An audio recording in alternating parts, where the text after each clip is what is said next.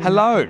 So we have reached the final day of ChannelCon Las Vegas, and we had a fantastic time. I've spoken to some really interesting people, and throughout the event, I've been lucky enough to be joined by Richard Tubb. I thought you were going to say, I've been speaking to some really interesting people, and now we're joined by Richard Tubb. And now we're at the dregs, and we're scraping the barrel. No, absolutely not. I will say we've saved the best till last. So I thought what we'd do in this video, Richard, is just give a bit of an account of what we've seen here at ChannelCon, just a bit of a taster really, a bit of a wash-up, wrap-up type thing. So, first of all, for those, so not everyone watching this will know who you are, but perhaps you can give a very quick introduction. Sure. So I'm Richard Tubb from the UK, as you can tell from the lovely accent. My background is I used to be a managed service provider. I used to run an MSP business in the UK. Sold that about 13 years ago, long time. And what I do now is I run an award-winning media company for IT business owners. I produce a lot of content, podcasts, videos, I write books, things of that nature, do public speaking, to help IT business owners like yourself to avoid all the mistakes that I made when I was running an MSP. And let me tell you, there are a lot of mistakes, so there's a lot of content to share there. Excellent stuff. So let's kick off then. There's been some amazing content here, of course. Yeah. Some of that content was actually yours. So you're on the stage. Should we kick off with that? I thought that was a really good place to start. Sure, yeah, thank you. Well, I did a session on Tuesday, and it was a panel session. It was about overcoming adversity. And so there was three of us on stage there, and basically we were talking about some of the mental health challenges that we've experienced in our life. So a very, very important topic, and all credit to CompTIA for shining a light on it, but also a very difficult topic to talk about as well. So my colleague and longtime friend Scott Scroggin was on stage, and I've known Scott for 20 years, and we have never had this conversation, ever, until we got on stage. And Scott mentioned about his diagnosis of bipolar, which was a shock to me. And I talked about my clinical depression, and we talked about just the challenges, especially in the IT industry, such a fast-moving, hard-hitting industry, and the challenges that we can have looking after our mental health. And is it the pressures then, would you say? What is it about the MSP space? Yeah, so I was saying, I mentioned earlier on, I'm like an author and a speaker, and from the outside looking in, it's what most people would refer to as like a high achiever, which is really flattering.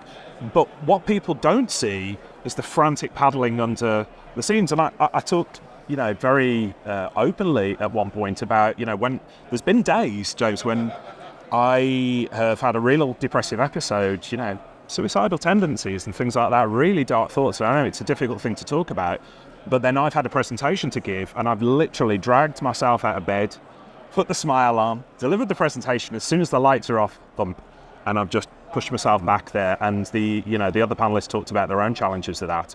And so what I was trying to get across to the audience is like social media, especially, and when you perceive people, experts or industry leaders, anybody, in success, especially when it comes on social media, don't compare your backstage to their highlight reels. Yes. Pastor Stephen Furtick was quoted on that. Because on social media, we only put the best of ourselves. I don't post out there saying, couldn't get out of bed today because I was feeling really bad.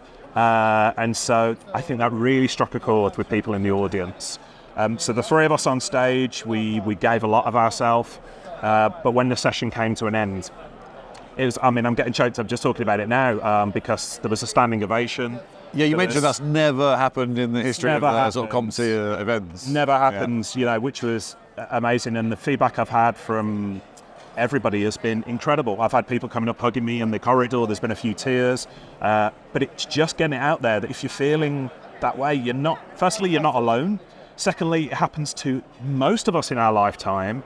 And thirdly, there are other people out there who've got the same sort of challenges going on. So don't do it alone. So, it was I gave a lot, I don't say that as like an arrogant thing or whatever. It was taxing, but I'm really, really my heart is swelled by the response we've had, because I think it's helped people. So all credit to CompTIA for allowing us to talk on that topic. Sure. No, I mean, what really underlined the whole thing was the number of people that have then come to you. So I think we've definitely had mental health topics on the agendas before, but I think that's absolutely cemented it now as something that we absolutely need to have here and other events. It's something that I think we'll probably look into ourselves, having some, whenever we're having an event or something along those lines, it's a good track to raise awareness on. Yeah, and I had people saying it's the most human session they've ever seen, because we weren't talking about IP addresses, we weren't talking about sales and marketing, we were talking about the stuff that everybody puts up with every day, and sometimes they feel as though they're on their own with it. You're not on your own. And if it doesn't affect you, then it's perhaps indirectly it does through family members or whatever. So it's something, Yeah. Well, talking about some sort of emotionally charged content sessions, I found myself getting jokes up in the so Mick Ebling's talk for the Impossible Lab stuff was absolutely incredible. So he told the story, didn't he, of this young lad who was a painter, suffered with ALS. Then could only communicate to his family through blinking at a letter pad, basically, which is incredibly slow and fraught with errors, and it really obviously completely destroyed the communication line between him and his brother in particular. And his brother just, all he wanted was to basically be able to communicate again. Mick Ebling and his team put together this really crude, looked like the sort of free McDonald's sunglasses you get with a Logitech webcam pointing at the iris, to give him that ability to then far more quickly look at a letter pad, but also to paint again. And that was the first example. I think I held it together at that point, and then it was numerous other examples of how he used 3D modelling to create prosthetic limbs in the Sudan.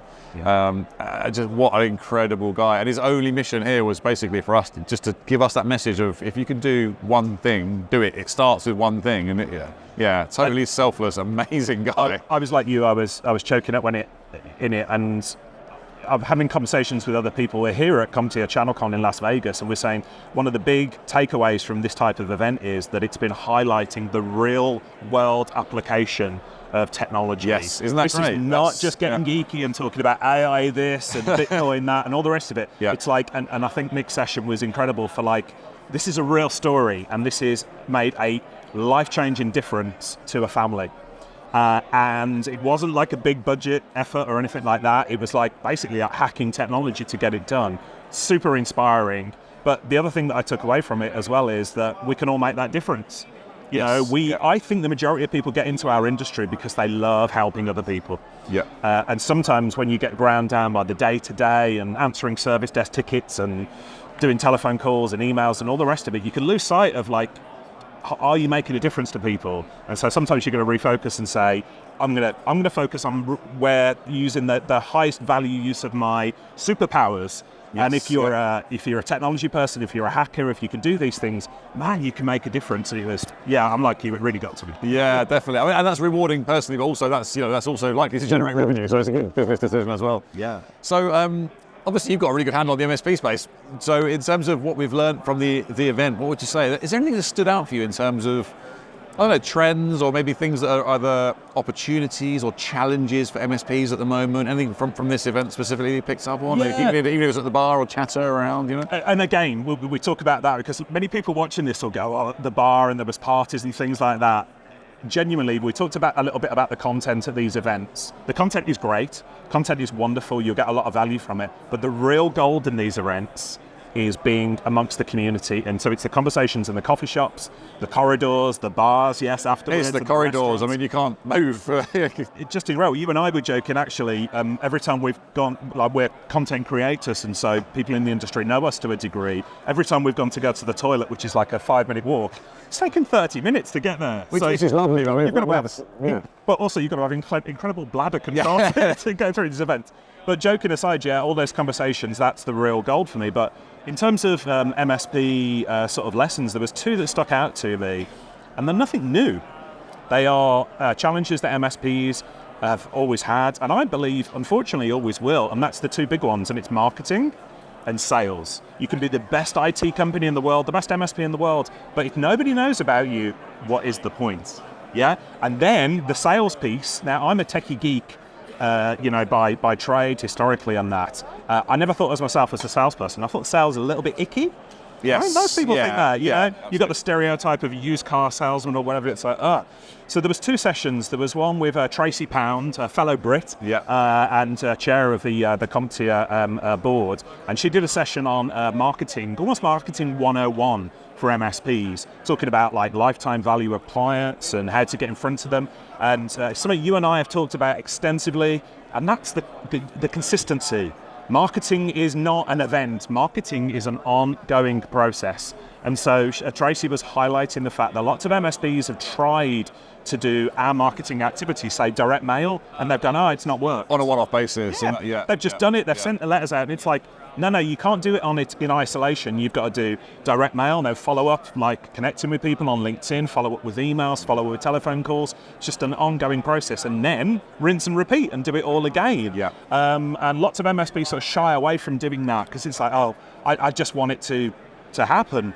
It doesn't work that way. So that's the first thing that I took away Tracy's session, and then there was an awesome session around sales. And our friend Jason Kemsley of Uptime Solutions that was great. Was on it, and they were giving away some absolute gold about how to engage with people, how to have real-world sales conversations that is not like Jedi mind tricks trying to convince people to buy your stuff. It's about meeting people where they are and having conversations with them about what matters to them. And then the sales becomes easy because you're not persuading anybody to do anything. You're really understanding the business, aren't you? Yeah, so, and I think you were in that sales session as well, were you? Yeah, definitely. I really like Jason's point, actually. So I think he brought up, and we're not just favouring the Brits because for obvious reasons, but he did make some really good points. So the I think it was this idea of being the expert in your vertical. It was quite a simple one, being at the chamber events or going to the industry specific shows. If you've got a legal focus, then you're at the legal events. Actually getting yourself there and getting known, doing the talks, and making sure you're known as the expert in that field. So I thought that was really good advice, and that's something that everyone can do. They don't necessarily have to have a full marketing background. It's just let's just focus on the customers that we have in our customer base. Which are the ones we really want to get more of? Which are the ideal ones? They're nicest to work with, perhaps the least overhead, or whatever it might be.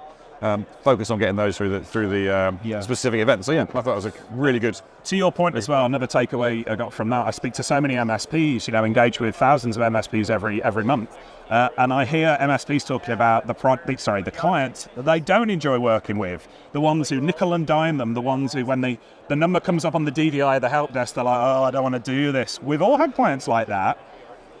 Part of the challenge is that the MSP has attracted those people who buy based on cost rather than on value. Absolutely. So to Jason's point, if you know the type of people that you want to work with, if you attract those type of people, life just becomes easier across the board. They're easier to sell into, they're easier to partner with, they're easier to manage. They trust you more, least resistance. And everybody watching this will have experienced those clients who asks for the moon, but then they're always the late payers, and the clients who you give them a quote and they'll point out that they can get it on Google products like 50 cents cheaper. It's like, do we really want to spend our time trying to, work with those type of people when there is a whole wealth of people out there who will appreciate your advice, will appreciate your expertise, and will actually follow the advice that you give them. Imagine a world like that. Of the experts in their field, honestly. And actually, it's something you've talked about this. I've heard you talk about this numerous times. When at the opposite end of the spectrum, when you've got clients who really are taking far more energy out of your company than they should, actually maybe it's time to have a conversation around, do we need that? And it's hard if you're getting into the industry to start with. I can imagine there's a real temptation to get the business that you can. Exactly. But once you get to a certain level, actually it's time to maybe think, can we let this company go? Is it in our interest to stay? I must say, when I was an MSP back in the day, and to this day, the advisory consultancy work we do, I've never ever fired or let go of a client, and I've never ever had the team go, we'll miss them. It's usually been the team have then gone, what took you so long? Yeah, they might not ask for it, right? They might not ask for it. They knew, and sometimes if you ask your team, what's it like to work with these clients? You're going to get a feel, but don't underestimate the amount of time, energy, and resources it saps working with the wrong type of client. So, yeah, very good advice. Okay, let's wrap it up. Any final comments? I would say the biggest takeaway for me was CompTIA have done an incredible job here of pulling a community of people together. Awesome number of people all under one roof. We got some of the industry's top experts, and me and you, James, and top vendors, top MSPs. There was lots of educators and things here as well. If you've never been to an event like CompTIA ChannelCon, and we've got the equivalent in Europe, we've got EMEACon coming up very soon, October, November time. You're a member of the CompTIA board, you should know these Indeed, things, right? Thank you so much for pointing that out at that moment. I appreciate that. It's October, I'm certain. So if you're watching this, we've got no real real affiliation with CompTIA, but CompTIA is a no-brainer to become a member. It's like a couple of $100 a year. Yeah. You gain access to these meetings, you gain access to the community. And CompTIA is a non-profit. They are doing this for the betterment of the industry as a whole. So if this is the first time you've ever heard of CompTIA, go and take a look at them. But whether it's CompTIA or whether it's another event, get out there, meet your peers, because any challenges that you're coming across at the moment, somebody else has been there and done that.